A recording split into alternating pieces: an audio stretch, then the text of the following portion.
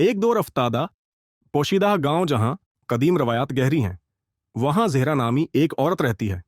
एक ऐसी औरत जिसके बारे में कहा जाता है कि उसके पास नाकाबिल तसव्वुर ताकतें हैं। गांव वाले उससे खुफजदा थे। वो उसे जादूगरनी कहते थे, जो काले जादू की ममनुआ फन में माहिर थी। फिर भी जब मुश्किलात दरवाजा खटखटाती थीं, तो लोग हैं उसके अलग थलग घर की तरफ जरूर रख करते थे। एक मनहूस रात आयशा नामी एक नौजवान लड़की ने उसके दरवाजे पर दस्तक दी। उसकी मां बीमार थी और कोई मदद नहीं कर सका था।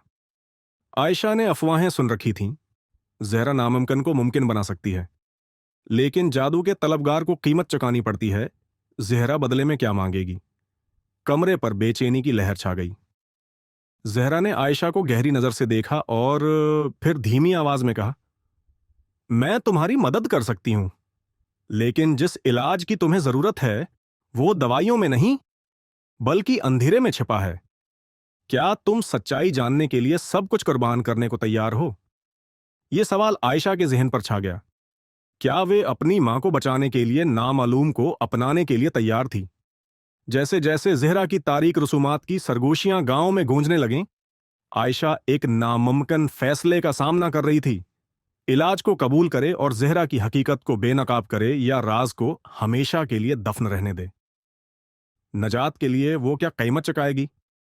उसका जवाब वो सब कुछ उलट पलट सकता था जो गांव काले जादू के बारे में सोचता था। क्या आप किसी अजीज को बचाने के लिए प्रासरार में गोता लगाने का खतरा मोल लेंगे? मुकम्मल कहानी से महरूम ना हूं।